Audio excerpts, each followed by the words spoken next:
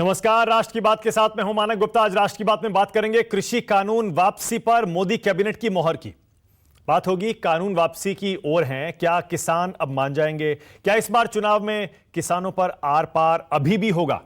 क्योंकि समाजवादी पार्टी के अध्यक्ष अखिलेश यादव ने कृषि कानून वापसी के बीच एक बड़ा बयान दे दिया है। उन्होंने कहा, आंदोलन के दौरान जिन किसानों की मौत हुई, हर एक किसान के परिवार को 25 लाख का मुआवजा देंगे। क्या कानून वापसी के बाद भी आने वाले चुनाव में किसान बड़ा मुद्दा रहेंगे? इसी पर होगी बहस, लेकिन पहले आज की 10 बड़ी खबरें।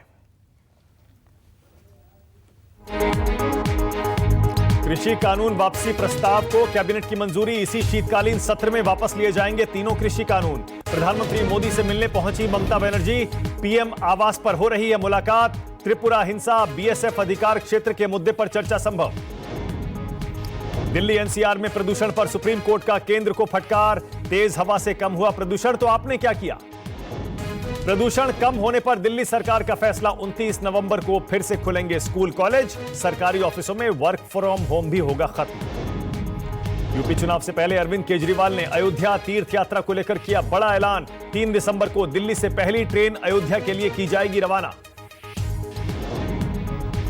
कोरोना पर राहुल गांधी की सरकार से 2 मांगे। मौत के सही आंकड़े बताएं, मृतकों के परिवारों को 4-4 लाख मुआवजा मिले। यूपी में आरएलडी के बाद आप से भी गठबंधन कर सकती है समाजवादी पार्टी। लखनऊ में अखिलेश यादव से मिले आम आदमी पार्टी के यूपी प्रभारी संजय सिंह। यूपी चुनाव से पहले किसानों को लेकर अखिलेश यादव का बड़ा ऐलान। अखिलेश ने कहा, सरकार बनते ही शहीद किसानों को 25 लाख की सम्मान राशि देंगे। अपना दल और समाजवादी पार्टी में गठबंधन। कृष्णा पटेल ने अखिलेश यादव से मुलाकात के बाद किया गठबंधन का ऐलान। जीप चलाकर 4 साल बाद आरजेडी पार्टी दफ्तर पहुंचे लालू यादव। 24 घंटे जलने वाली 6 टन भारी और 11 फीट ऊंची लालटेन का किया अनावरण।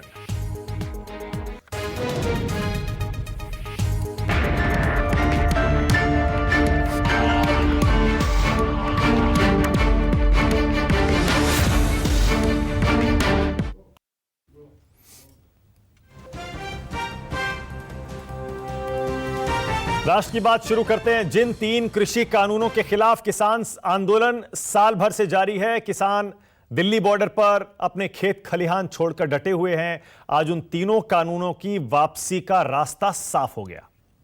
केंद्रीय कैबिनेट ने तीनों विवादित कृषि कानूनों की वापसी पर अपनी मोहर आज लगा दी। कुछ दिन पहले प्रधानमंत्री ने ऐलान कर दिया था कि वो, क्योंकि कुछ किसानों को यह कानून उनके फायदे समझा नहीं पाए, इसीलिए यह कानून वापस लिए जा रहे हैं।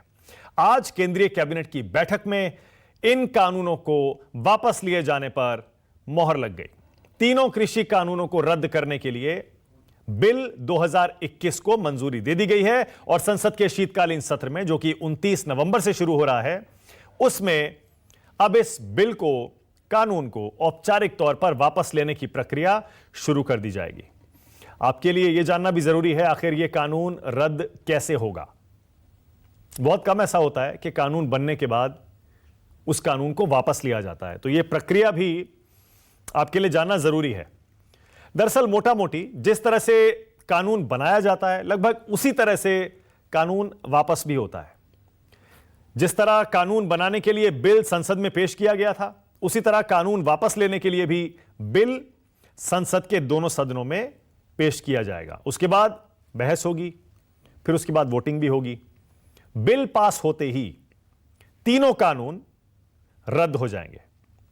उसके बाद राष्ट्रपति को इन तीनों कानूनों को रद्द करने वाला जो बिल पास होगा वो भेजा जाएगा। राष्ट्रपति के दस्तखत के बाद सरकार नोटिफिकेशन जारी करेगी और कानून रद्द हो जाएंगे।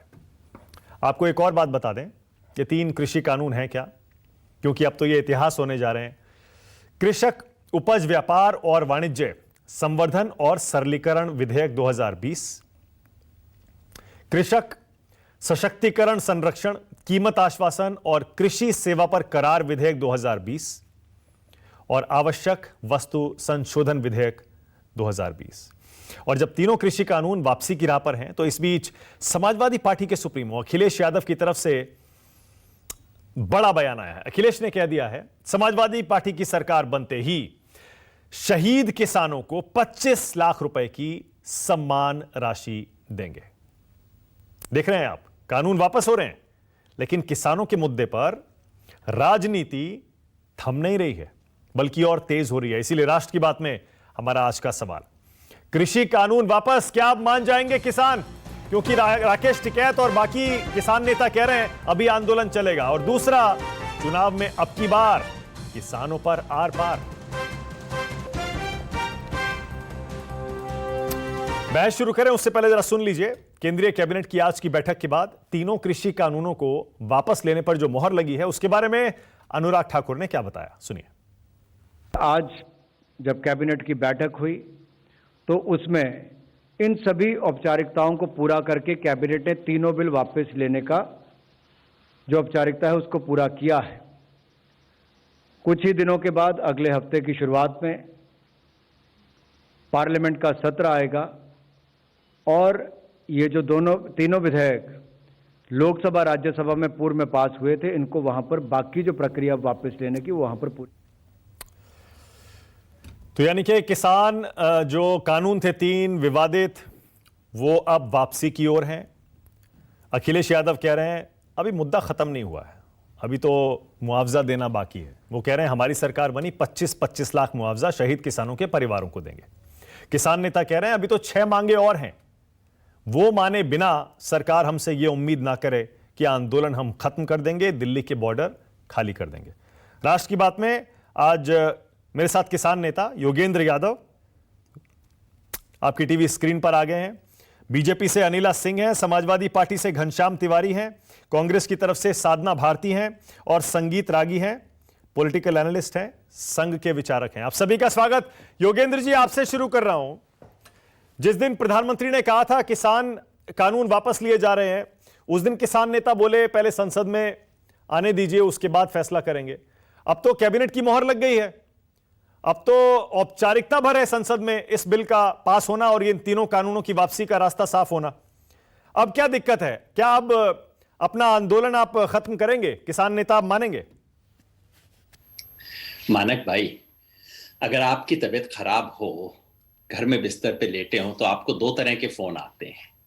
एक फोन वो आता है ऑफिस से, अरे भाई आ क्यों नहीं रहे, काम रुक रहा है, जल्दी आओ ना। और दूसरा फोन किसी पुराने दोस्त का आता है कि यार तबीयत तो ठीक है ना, कैसी तबीयत है, कब तक तबीयत ठीक होगी। तो कब तुम ऑफिस आओगे और कब तुम्हारी तबीयत ठीक होगी, ये 2 अलग तरह के सवाल हैं। और कम से कम आप जैसे लोगों से मैं उम्मीद करता हूं कि आप दूसरे तरह का सवाल पूछेंगे। जब से प्रधानमंत्री ने घोषणा की है, हमें यह पूछा जा रहा है बस अब कब उठोगे, क्यों नहीं उठ रहे। कोई ये तो पूछे कि भाई दिक्कत क्या थी, क्या मांग थी, कितनी मानी गई। जैसा आप जानते हैं, क्योंकि आपने कम से कम दूसरे मीडिया की तरह व्यवहार नहीं किया, आपने पूरे 1 साल तक इस किसान आंदोलन की खोज खबर रखी है।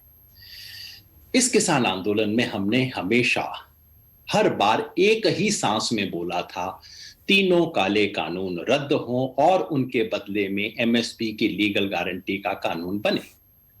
एक घोषणा हो गई है, बहुत बड़ी घोषणा है, छोटी नहीं है, ऐतिहासिक घोषणा है।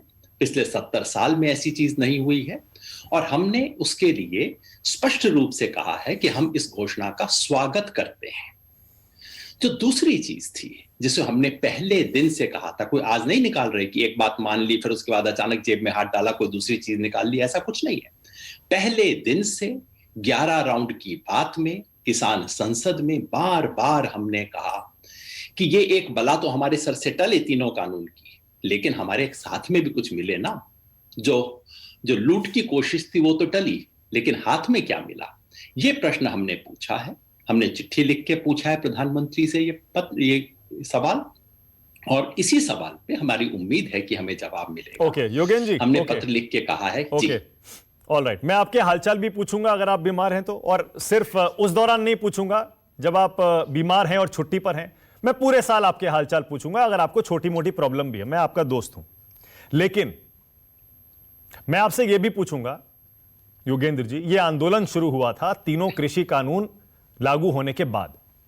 कानून आए उसके बाद आंदोलन शुरू हुआ था। उससे पहले एमएसपी की मांग को लेकर कोई आंदोलन इस देश में नहीं हो रहा था। मांगे होती थी पहले, आंदोलन नहीं होता था।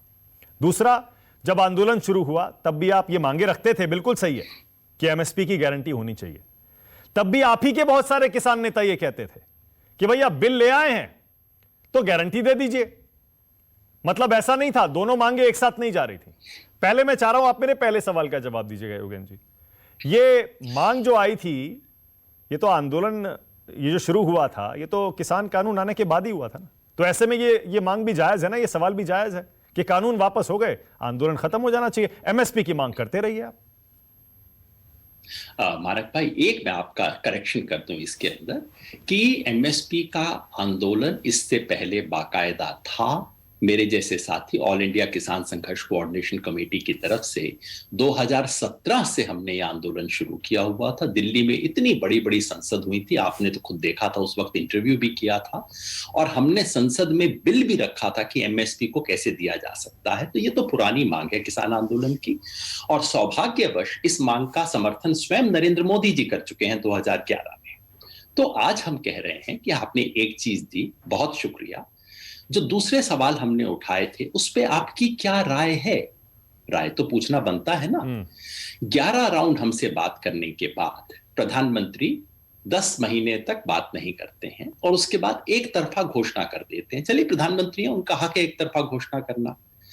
अगर प्रधानमंत्री अपनी एक तरफा घोषणा में हमारी कुछ मांगों को भूल जाएं, तो क्या हम भी उन्हें भूल जाएं? हम उन्हें याद न दिलाएं? हम पूछे नहीं कि क्या हुआ? और जैसा कि आप जानते हैं मानक भाई, इस देश के हर आंदोलन का एक न्यूनतम कायदा होता है कि आंदोलन को समेटने से पहले आंदोलन के दौरान जो घटनाएं हुई होती हैं उसके बारे में एक निपटारा होता है, उसके बारे में एक राय बनती है। अब यहां अंदाजन 700 लोगों की शहादत हुई है, सैकड़ों मुकदमे किए गए हैं हजारों किसानों के खिलाफ, और लखीमपुर खीरी जैसी घटना हुई है। इसके बारे में आमने सामने बैठ के बात होगी कि नहीं, या कि प्रधानमंत्री ने एक टुकड़ा फेंक दिया और हम बस अपना बस्ता समेटें और उठ के चल दें? आप ही बताइए क्या कायदा? Okay Anila Singh, all right, okay Anila ji, अब योगेंद्र जी की बातों से क्लियर हो गया। 11 राउंड की बातचीत आंदोलन के दौरान हुई थी। आज आपने कैबिनेट में प्रस्ताव पास कर दिया, आप अपने वादे को पूरा करने की तरफ बढ़ तो रहे हैं, लेकिन आप अभी भी किसान नेताओं को वो सम्मान नहीं दे रहे जिसके वो हकदार हैं। उनको बुलाकर बातचीत करिए, उनको कहिए कि जैसे आपने डिमांड किया था, हमने कानून वापसी की प्रक्रिया शुरू कर दी है। उसके अलावा जो और उनकी मांगे हैं उन्हें ही सुन लीजिए। अनिला जी। राम राम सबको। मुझे तो कहीं ना कहीं एक ये ईगो हैसल दिखाई दे रही है, ईगो इशू दिखाई दे रहा है, या बीइंग इन स्पॉटलाइट दिखाई दे रहा है। देखिए, शुरू से मैंने कभी ये नहीं कहा कि किसानों की मांग जायज नहीं, बिल्कुल परेशानी होगी। मैं किसानों की बात कर रही हूँ, मैं किसान नेताओं की बात नहीं कर रही हूँ। जब ये प्रश्न उठता है कि 700 से ज्यादा किसानों ने शहादत दे दी, तो मैं सोचते हुए मजबूर हो जाती हूँ कि 700 से ज्यादा किसानों ने शहादत दे दी, तो सारे किसान नेता बिल्कुल सुरक्षित हैं, मजे में हैं, बढ़िया सेहत में हैं, बुलाते हैं, बढ़िया लगता है देखकर। किसी को कोई कोविड इन्फेक्शन नहीं, कोई बीमारी नहीं, कोई कुछ नहीं, कोई मानसिक तनाव नहीं, सारे किसान नेता बिल्कुल बढ़िया। किसानों ने शहादत दी। अब ये ईगो इशू आ रहा है कि भाई हमसे बुलाकर क्यों नहीं बात की?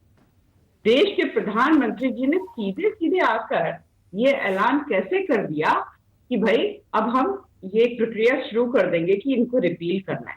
अब इससे भी इनको परेशानी हो रही। मैं बिल्कुल ये नहीं कह रही हूं कि जो इनकी डिमांड है एमएसपी गारंटी की वो गलत है। अधिकार है, किसान है, उनकी उपज है, सरकार से बिल्कुल बात कर सकते हैं, करनी चाहिए, डायलॉग होना चाहिए।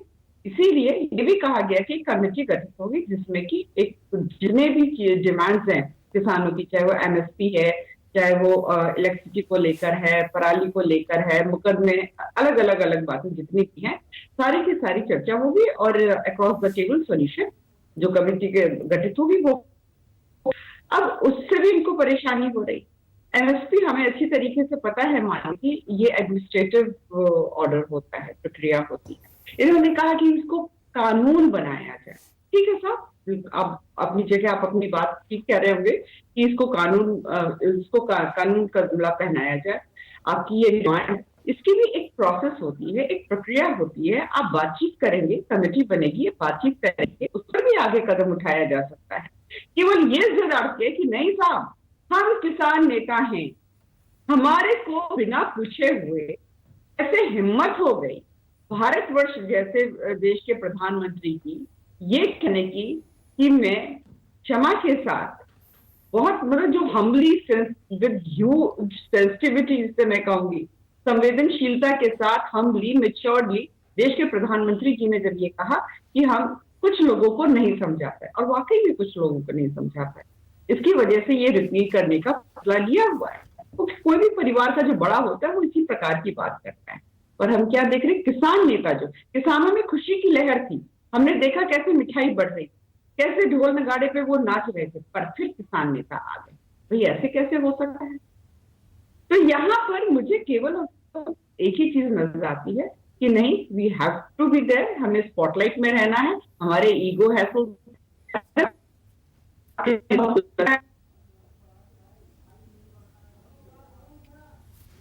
अनिला जी का संपर्क टूट गया, लेकिन अनिला जी साफ साफ कह रही हैं कि इसको ईगो प्रतिष्ठा का सवाल बना लिया है किसान नेताओं ने। हालांकि आम किसान इससे खुश है, जिसकी ये मांग रही होगी कि ये बिल या कानून वापस लिए जाएं, लेकिन किसान नेता चाहते हैं कि वो मीडिया की लाइमलाइट में रहें, वो कैमरों में रहें, और इसीलिए उनको प्रधानमंत्री का ये फैसला हजम नहीं हो रहा है। अनिला जी सुन पा रही हैं मुझे आप? एक सवाल और है मेरा। अनिला जी की आवाज नहीं आ रही है। ओके, घनश्याम तिवारी, ऐसा लगता है आपकी पार्टी के नेता, आपके नेता अखिलेश यादव ने जो 25 लाख मुआवजे का ऐलान किया है, आपने तो कमर कस ली है। कानून वापस हो तब भी आप इसे बड़ा मुद्दा इस बार यूपी के चुनाव में बनाने वाले हैं। क्यों भाई? जब कानून वापस हो गया घनश्याम तिवारी, तो फिर इसे मुद्दा क्यों बना रहे? नमस्कार मानव जी, आपको, दर्शकों को और मेरे को पैनलिस्ट को 3 बातें संक्षिप्त में कहूंगा। पहले तो जो आपने शुरुआत में कहा कि बिल कैसे वापस होगा, मुझे लगता है ये देश का या दुनिया के लोकतंत्र में पहला ऐसा बिल होगा जिसको जब पास किया जा रहा था तो तानाशाही रवैये से पास किया जा रहा था, कोई बहस नहीं की जा रही थी, और जब इसको वापस लिया जाएगा तो इसमें बहस की जाएगी। ये भारतीय जनता पार्टी के उल्टे लोकतंत्र की इससे बड़ी मिसाल आपको कहीं नहीं मिल सकती। हाँ, मिल सकती है अगर आप ये माने कि ये किसान तपस्या नहीं कर रहे थे, प्रधानमंत्री तपस्या कर रहे थे, और अगर आप अनिला जी की इस बात से इत्तेफाक रखते हो कि किसान नेता जो किसानों के लिए लड़ रहे थे, जिनकी लड़ाई से लोकतंत्र मजबूत हुआ है, वो अगर आज स्वस्थ हैं तो इससे भारतीय जनता पार्टी के लोगों को दुख हो रहा है।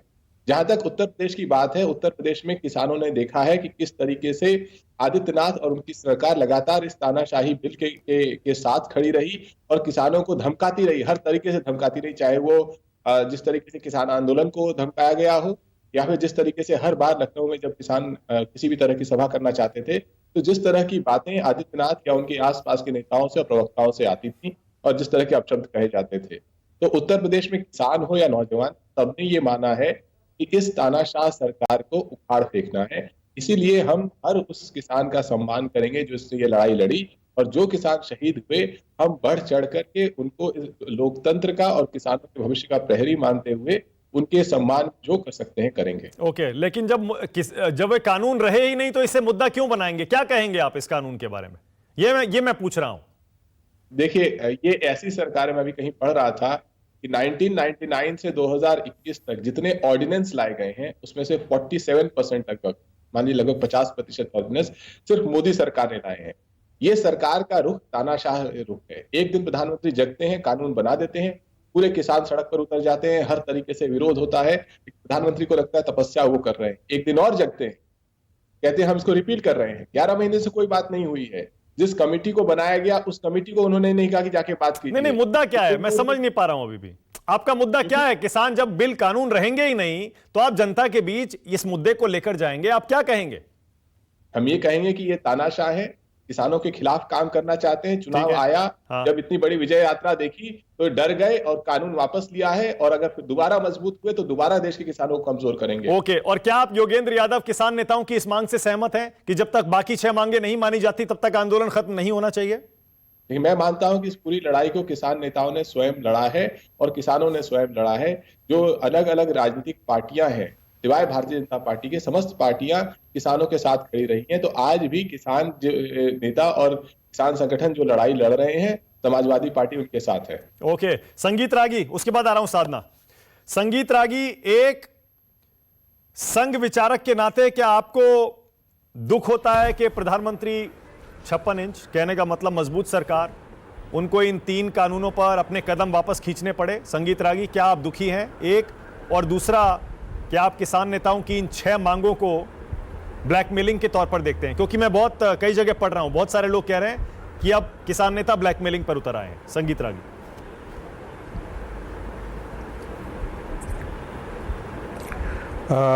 मानक जी, मेरे दुखी होने और प्रसन्न होने की बात नहीं है, सवाल मुद्दों का है। मैं एक एक करके जवाब देना चाहता हूँ।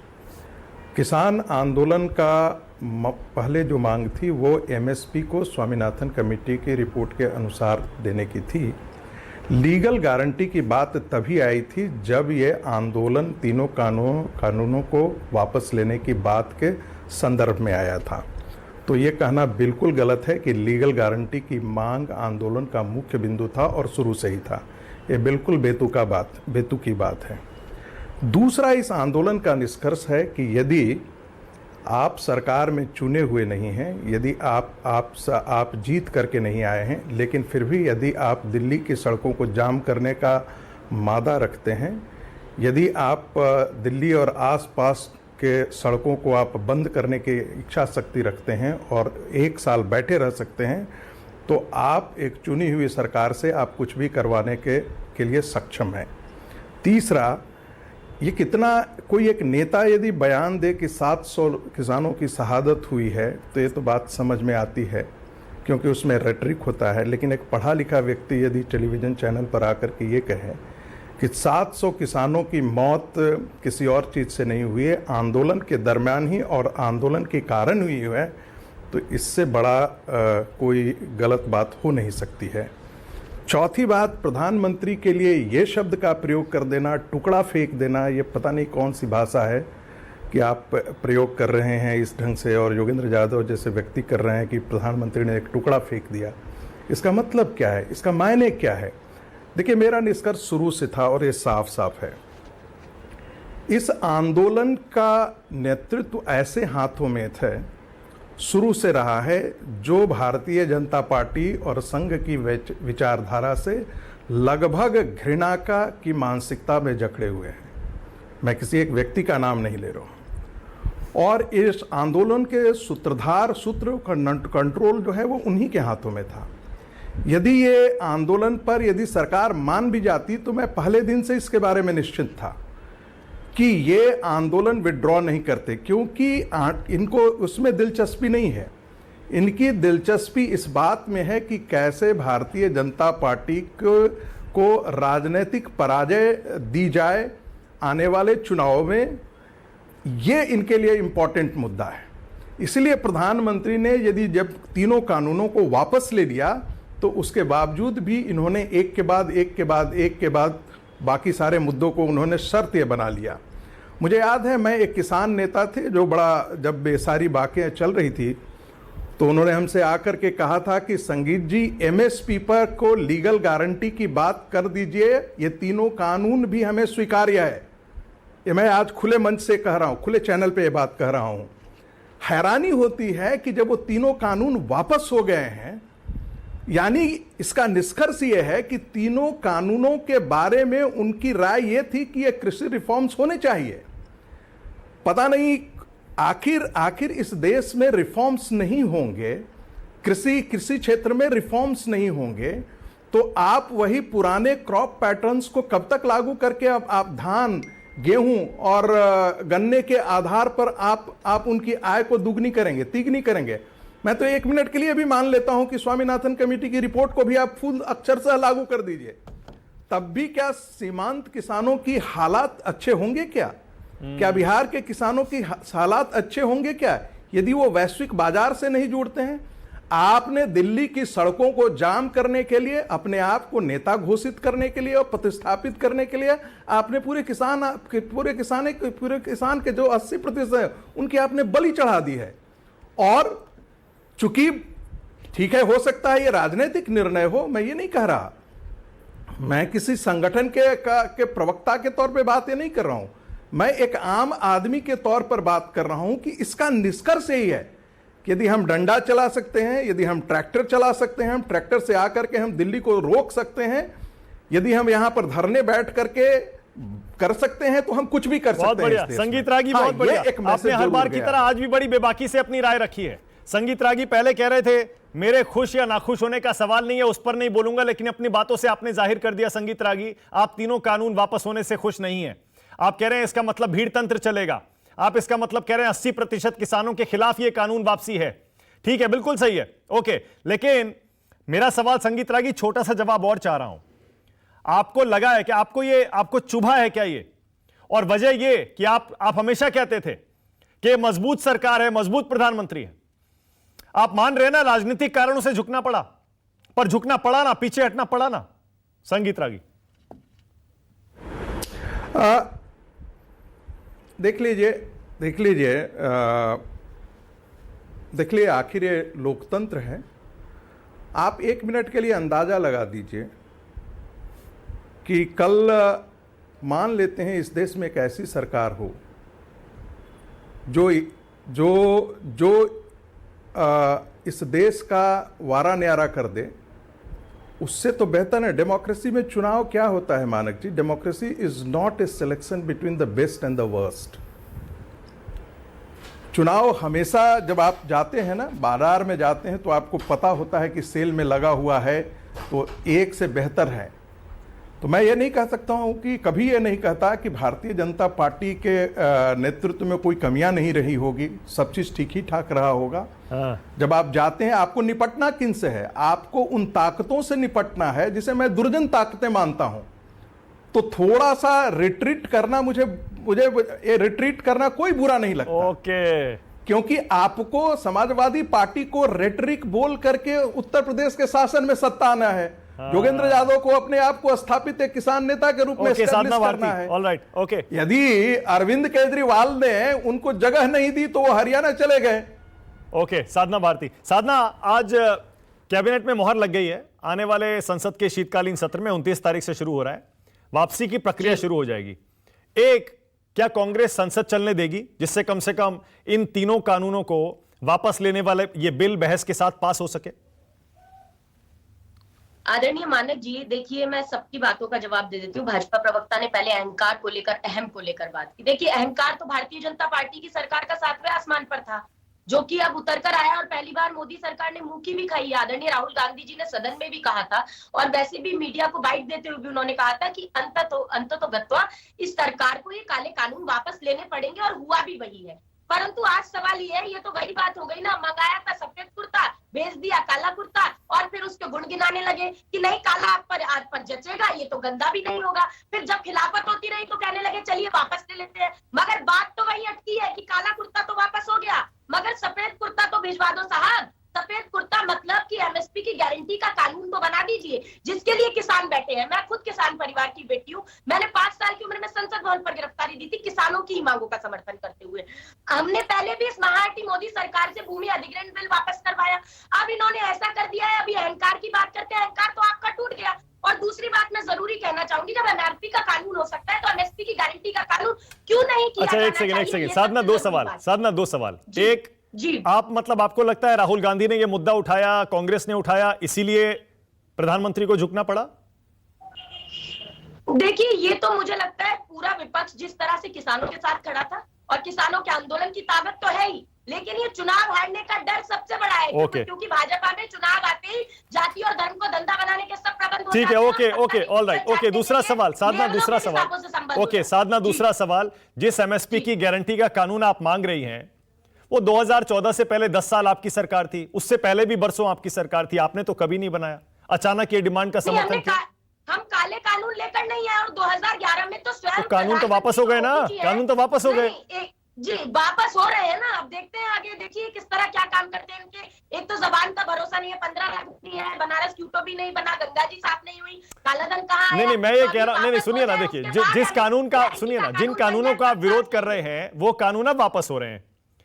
आप कह रही हैं एमएसपी का कानून आना चाहिए, मैंने कहा कि आप क्यों नहीं लाई कानून पहले एमएसपी का? जी मानक जी, मैं बता रही हूँ, 2011 में खुद नरेंद्र मोदी जी ने एक रिपोर्ट सौंपी थी तत्कालीन प्रधानमंत्री मनमोहन सिंह जी को। उन्होंने तो खुद एमएसपी की गारंटी के कानून की बात की थी, जब खुद वकील बन रहे थे। अब जज बन गए हैं तो वही कानून गलत दिख रहा है, अब नहीं बनाना चाहते। वकालत करते समय काला कुर्ता पहनकर खड़े हो गए थे, काली टोपी लगाकर खड़े हो गए थे। तो अब हम कह रहे हैं बनाइए ना एमएसपी की गारंटी का ठीक है, कानून। ओके। अब आप क्योंकि चुनाव आ गया इसीलिए आपको ओके, अब मेरा पहला सवाल आपने जवाब नहीं दिया, संसद चलेगी क्या? कम से कम ये कानून वापस लेने के लिए जो बिल आएगा उस पर तो बहस हो, इतनी तो संसद चले। नहीं, बिल्कुल बहस होनी चाहिए। मोदी सरकार को समझना चाहिए इस बात को। जिस तरह ध्वनि मत से पास कर दिया गया बिना बहस के, उस तरह तो नहीं कुछ होना चाहिए। बहस होनी चाहिए और ये काले कानून रद्द हो, वापस हो, ये सबसे बड़ी बात है। और किसानों को मुआवजा देना चाहिए। संवेदनहीन सरकार है जिन्होंने अभी तक संवेदना व्यक्त नहीं की। और अनिला सिंह जी, किसान नेता और किसानों में अंतर बता रही है। किसान नेता हो या किसान है तो किसान, जानमाल तो एक ही है। लखीमपुर खीरी में ट्रैक्टर जो गाड़ियां चढ़ा दी गई ट्रैक्टर वालों पर, किसानों पर, तो आपके नेता ओके, अनिला सिंह, नहीं क्या गृहमंत्री? अनिला जी बोलिए। अनिला जी, जैसे साधना कह रही हैं और ये सच है, नरेंद्र मोदी ने खुद गुजरात के सीएम रहते इसी एमएसपी की गारंटी का समर्थन किया था। तो ऐसे में अब आप ये उम्मीद क्यों कर रही हैं कि विपक्ष इस बार ये मुद्दा अपने हाथ से जाने देगा? चुनाव सिर पर है। देखिए, सबसे पहले आप मानेंगे फिर कहेंगे कि आप कांग्रेस को इंडियन नेशनल कंफ्यूज पार्टी क्यों कहते हैं।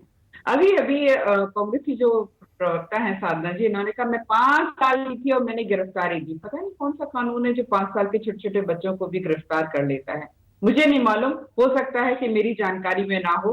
भारतवर्ष में कोई नया कानून हो कि छोटे छोटे से जो बच्चे 4 साल 3 साल 5 साल के अपने बच्चे अपने माता पिता के साथ जाते हो तो उनकी भी गिरफ्तारी हो जाती है। शायद इंडियन नेशनल कंफ्यूज पार्टी के अकॉर्डिंगली लोगों ने कोई कानून बना दिया, जानकारी मुझको नहीं। शांत बैठिए, मैं आपके बीच में नहीं बोल रही। भारत चलाओ पार्टी ये वही राजनीतिक दल है, माने कि ये वही राजनीतिक दल है जब मेरा देश आजाद हुआ था 1960 में। जीडीपी में एग्रीकल्चर यानी कृषि का कंट्रीब्यूशन जो है तकरीबन जो है 40 to 45% हुआ करता, फिर घटकर वो कैसे 12 से 14% रह गए। इनकी नीतियों कैसे है, एक के बाद लोगों कृषि क्षेत्र के लिए लेकर आए। 1991 में जब पूरा क्षेत्र जो है ग्लोबली खोल दिया गया था, तो एग्रीकल्चर को क्यों नहीं खोला गया? क्या कारण थे, किस लिए था? इसका उत्तर देंगी साधना जी। जो गलती इनसे 1991 में हो गई थी वो अब भूल सुधार कर रहे थे, परंतु सारा का सारा विपक्ष जो है एक आवाज में बोलने लगे। ऐसा लग रहा था कि सारे के सारे जो है किसानों के खिलाफ किसान नेता दे रहे हैं। किसान ने तीनों कानून के ऊपर मैं, आप व्यक्तिगत रूप से मुझसे पूछेंगे मानव जी कि आप खुश हैं या आप दुखी हैं, मैं कहूंगी कि हाँ मैं दुखी हूँ। ये रिवील हो रहे हैं तीनों कानून, मैं दुखी हूँ क्योंकि इनके माध्यम से जो 80% जो पॉपुलेशन किसानों की है, जो मार्जिनल फार्मर्स हैं, उनको बहुत फायदा होने वाला था इससे। परंतु ये जो बड़े बड़े लोग हैं, धनला स्टेट, खासतौर से पंजाब जो और उसका साथ दिया इन विपक्षी दलों में। आप लिखवा के रख लीजिए मुझसे, मानव जी, भविष्य है, भविष्य की आने वाली पीढ़ियां जो है ना, इन लोगों को कभी भी माफ नहीं करने वाली। अच्छा, ओके अनिला जी एक सेकंड, ऑलराइट, बड़ी इंटरेस्टिंग बात कह रही हैं अनिला जी। अनिला जी, जो आप ही की सरकार ने तीनों कृषि कानून वापस लेने का फैसला किया है, संगीत रागी कह रहे हैं राजनीतिक फैसला है, राजनीतिक मजबूरी हो सकती है क्योंकि चुनाव सिर पर है। अनिला जी कह रही हैं कि इस कानून को वापस करवाने के लिए विपक्ष को और किसान नेताओं को हिंदुस्तान कभी माफ नहीं करेगा। अनिला जी, मैं चाह रहा हूं फिर से कहिए एक बात आप, कि कानून वापसी के लिए विपक्ष जिम्मेदार है। अनिला जी,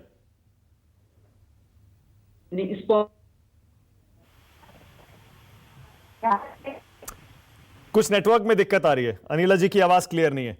योगेंद्र जी, अब आप देख रहे हैं, सुन रहे हैं, अनिला जी कह रही हैं इसको सारा का सारा किसान नेताओं और विपक्षी दलों का दोष है कि उनकी वजह से ये कानून वापस हो रहे हैं और हिंदुस्तान आपको कभी माफ नहीं करेगा।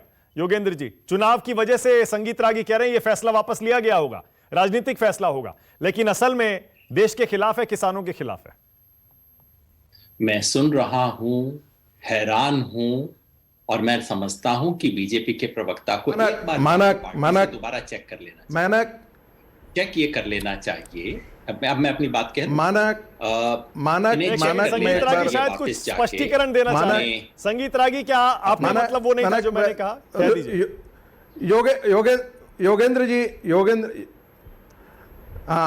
योगेंद्र जी, मैं करेक्ट कर देना चाहता हूं थोड़ा सा। देखिए, मैंने ये नहीं कहा कि राजनीतिक कारण से, मैंने इस दूसरे तरीके से मैंने कहा कि किसान आंदोलन से जुड़े हुए नेता भारतीय जनता पार्टी को राजनीतिक मात देने के लिए इस आंदोलन को लंबा खींचना ही चाहते हैं। हाँ। ये उनका उद्देश्य सिर्फ किसानों के हित का और उस आंदोलन का उसको कानून को विड्रॉ करवाना नहीं था, उसके साथ साथ उनके एक राजनीतिक उद्देश्य भी हैं। हाँ। क्योंकि उससे जुड़े हुए आंदोलन में वो लोग हैं जो भारतीय जनता पार्टी नहीं, और पर सरकार ने कदम पीछे क्यों खींचे फिर आपके हिसाब से? ये खिलाफ मैं काम पूछ रहा था। करते रहे हैं वो हमेशा।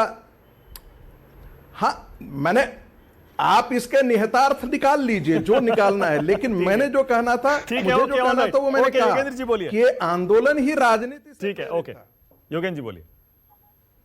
मैंने बहुत ध्यान से सुना और बहुत हैरान हुआ। मुझे लगता है कि भारतीय जनता पार्टी के प्रवक्ता को एक बार जाके अपनी पार्टी से डबल चेक कर लेना चाहिए और शायद रागी जी को भी संघ वालों से एक बार डबल कंफर्म कर लेना चाहिए कि जो उन्होंने कहा वो उसकी राय के मुताबिक है क्या।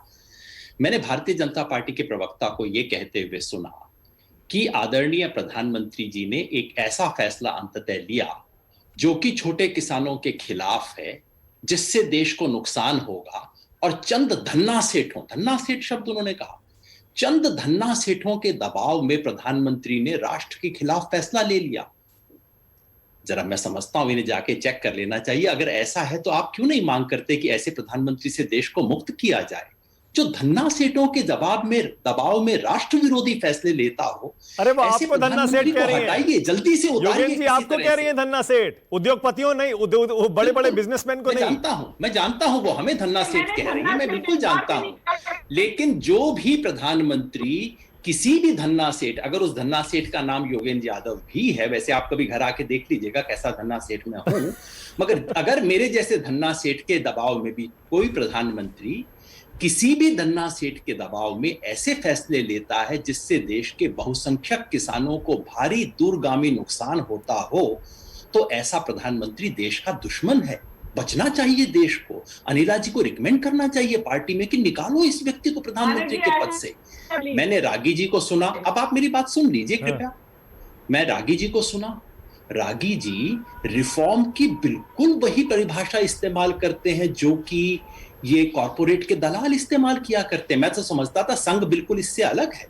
मैं तो समझता था कि राष्ट्रीय स्वयंसेवक संघ और उसके संगठनों की परिभाषा ये है कि ये आर्थिक सुधार नहीं है। दलाल शब्द का इस्तेमाल मत करिए, परिभाषा इस्तेमाल कर रहे हैं। इसी शब्द पर पहले भी मैं आपके खिलाफ इस्तेमाल हुआ था, तब भी मैंने रोका था। ऐसे शब्दों का इस्तेमाल प्लीज मत करिए।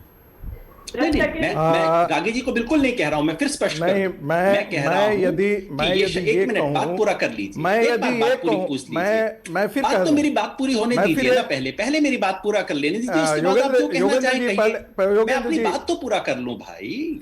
मैं कह रहा था, मैं आपको कतई नहीं कह रहा था, और अगर ऐसा गया हो तो मैं एकदम क्षमा मांग लेता हूं। मैंने कहा था ये शब्द नहीं, चूंकि आर्थिक रिफॉर्म, इकोनॉमिक रिफॉर्म शब्द का इस्तेमाल इस देश में जो कॉर्पोरेट सेक्टर के प्रतिनिधि हैं उन्होंने इस्तेमाल करना शुरू किया है और राष्ट्रीय स्वयंसेवक संघ ने इसका हमेशा विरोध किया है। तो मैं तो बिल्कुल हैरान हूं कि वो भी ऐसी भाषा का प्रयोग आज करने लग गए हैं। ये मैं कह रहा था। एक मिनट योगेंद्र जी, वो ये कह रहे हैं कि शहीद ही नहीं है जी। योगेंद्र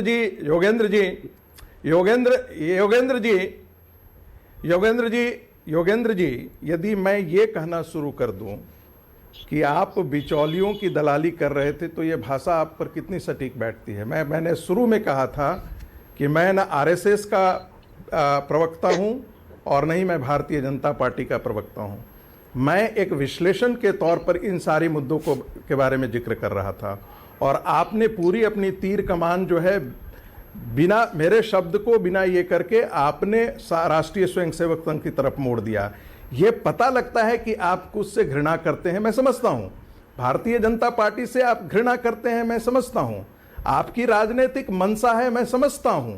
लेकिन आप कम से कम राष्ट्रीय चैनल पर झूठ तो नहीं बोले कि मैं आरएसएस के प्रतिनिधि के तौर पे ये बात कर रहा हूं। तो ये तो आप मत ही बोलिए ना। ऐसा कीजिए, आप इनको टोकिए, फिर आपका ये तो ऐसा ही है। मैं आप पर आरोप लगा, मैं आप पर आरोप लगा दूं आप आड़तियों की दलाली कर रहे हैं।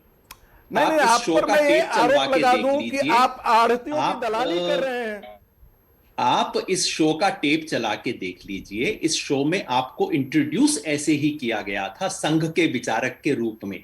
यदि आपका विरोध है तो आपको उस वक्त कहना चाहिए था कि भाई मैं संघ का विचारक नहीं हूं।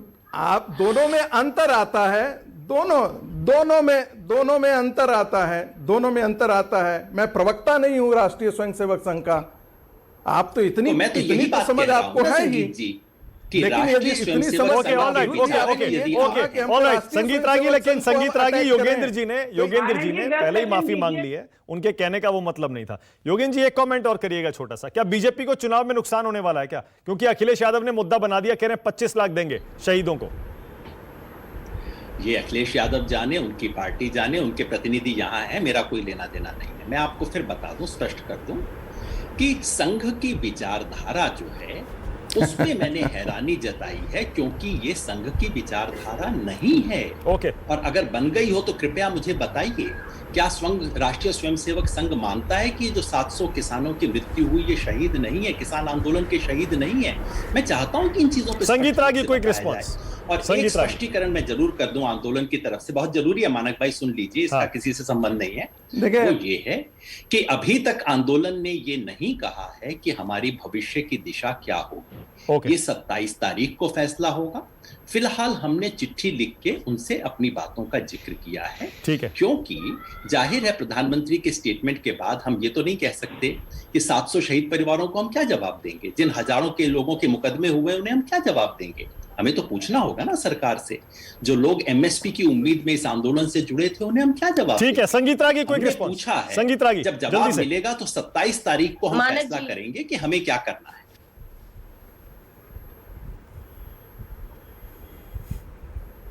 मानक जी, मैंने पहले भी आपसे ये कहा है कि मैं एक राजनीतिक विश्लेषक के तौर पर ही जुड़ रहा हूँ। मेरी विचारधारा अलग हो सकती है, मेरी विचारधारा संघ के साथ है, इसमें कोई दो राय नहीं, मैं बहुत स्पष्ट तौर पे करता हूँ। लेकिन मैं अपनी एक व्यक्तिगत राय भी रखता हूँ, एक व्यक्तिगत निर्णय सोच मेरी अपनी है। और दूसरी बात मैं ये कहता हूँ, आप जब आंदोलन शुरू किए थे तो आपने कहा था तीनों कृषि कानून, काले कृषि कानून वापस लेना। इतने दिनों के 11 राउंड के बैठक के बाद आपकी एक ही जिद थी, ये कानून वापस होने चाहिए। लेकिन आपने ये नहीं बताया कहीं पर कि इसमें काला क्या है, इसमें गोरा क्या है, सफेद क्या है, इसके बारे में तो आपने जिक्र नहीं किया। अमेंडमेंट्स हो सकते थे, चेंजेज हो सकते थे, लेकिन आपको वो करना नहीं था। आपको करना ये था कि हम किसी तरीके से इस सरकार को क्रिपल कर दें, अनस्टेबल कर दें। चूंकि शाहीन बाग एक खड़ा हो चुका था, तो एक आपको लगता था कि सरकार को दबाव में लाया जा सकता है, ये काम किया जा। मुझे नहीं कहना है कि नरेंद्र मोदी की सरकार ने किस कारण से इसको ऐसा विड्रॉ किया, लेकिन एक चीज जान रही है, प्रधानमंत्री ने देश से माफी मांगा है। ध्यान रखिएगा, प्रधानमंत्री के पूरे शब्दों को ध्यान दीजिएगा कि हम देश से माफी मांग रहे हैं। ऑलराइट, साधना जल्दी से छोटा सा कमेंट, साधना जल्दी से। समझा नहीं पाए। जी देखिए, सबसे पहली बात ही क्या माफी मांगने की बात कर रहे हैं। अगर माफी मांगी होती तो इन्हीं की पार्टी के नेता, अभी राजस्थान के राज्यपाल कलराज मिश्र जी ने कहा कानून दोबारा बन जाएगा। साक्षी महाराज जी भी यही कह रहे हैं। और दूसरी बात, अनिला जी को मैं ये कहूंगी कि पर्सनल कमेंट करने से बचा कीजिए। आप ही की पार्टी के मुख्यमंत्री रहे स्वर्गीय कल्याण सिंह जी ने मुझे 4.5 साल की उम्र में सम्मानित किया था, और आप ही की पार्टी में सुश्री उमा भारती जी 6 वर्ष की उम्र से बोलती आ रही है। मैंने 13 अगस्त 99 में अटल जी की सरकार में गिरफ्तारी दी थी। जब जानकारी नहीं है तो किस लिए आप इतनी बातें करती हैं? आप बताइए ना कि एमएसपी की गारंटी का कानून बनेगा कि नहीं बनेगा? गृह राज्य मंत्री अजय मिश्रा टेली को कब क्लोजिंग कमेंट अनिला जी क्लोजिंग कमेंट। क्या सरकार ने ये दरवाजे खुले रखे हैं कि बाकी 6 मांगों पर जो किसानों की हैं उस पर कुछ बात बनेगी, बातचीत करने के लिए किसानों को बुलाएंगे? सबसे पहली बात है योगेंद्र जी, मैंने धरना स्टेट शब्द का कोई प्रयोग नहीं किया था। पंजाब में जिस प्रकार से काटल चलता है उसकी जानकारी आप लोगों को बेहद अच्छी तरीके से है। स्पॉन्सरशिप कहाँ से आ रही है भविष्य बताई देगा। आप लोग नहीं, आप शांत बैठिए, आपके बीच में मैं नहीं बोलूंगी, ठीक है ना? तो मैं फिर एक बात कहूंगी, ये मसला बहुत पहले सुलझ जाता अगर किसान नेता दीवार की तरह बीच में किसान और सरकार के बीच में नहीं आ रहे होते। पहले 3-4 राउंड में इन लोगों ने एमएसपी की कोई बात भी नहीं करी थी। जो 11 राउंड की बात हुई है, शुरू के 3-4 राउंड में इन लोगों ने बात भी जिक्र तक नहीं किया था। ये एमएसपी की डिमांड जो है इनकी बाद में आई थी। दूसरी बात ये मोदी जी इंडियन ने तो नेशनल 2011 कम्युनिस्ट पार्टी की किया था। प्रवक्ता बहुत कुछ बोल रही है। तथ्यात्मक रूप से 70 के गलत है दशक ये में बात, MSP झूठ आ है गया ये था, बात। MSP आ गया था, तो फिर ऐसा क्यों हो रहा था कि केवल 6% किसानों की उपज जो है MSP पे जा रही थी, बाकी नहीं जा रही थी? सो रही थी क्या कांग्रेस पार्टी? बातें बनाना बंद करिए आप लोग। अब मैं गिरफ्तार ओके ओके ऑल राइट, मेरे पास टाइम भी खत्म हो गया है। तो मतलब आज अखिलेश यादव की तरफ से घनश्याम तिवारी राष्ट्र की बात में थे। वो कह रहे थे हमारी सरकार बनेगी, हम तो देंगे मुआवजा शहीद किसानों को 25 लाख रुपए का।